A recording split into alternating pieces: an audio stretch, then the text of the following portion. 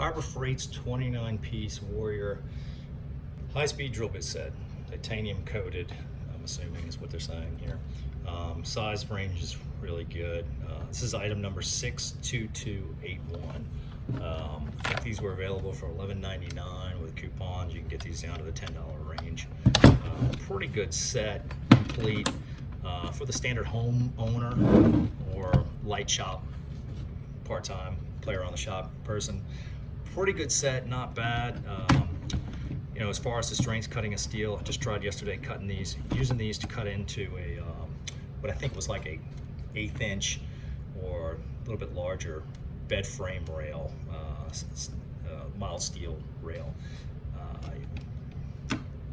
Probably best thing to do is just start with the smaller bits, well oiled, work your way up. Tried using some of the larger bits, couldn't do it. They're wore them out, dulled them out. You know, for wood purposes, wow, can't beat them. They'll pretty much will cut into soft wood. But if you're going to use these to try to do any metal cutting, you can do it, but you better start with the small ones and work your way up to get to the whole size you need. Good set, all in all, not bad. I mean, you can tell I've broken a few of the smaller ones. Haven't really used some of the larger ones. But for the price, I think 10 bucks or whatever it is, does the job. Will cut through light metals. If you're going to go through any kind of real steel, I would suggest getting a better set of bits. Obviously, better bits are a lot more expensive.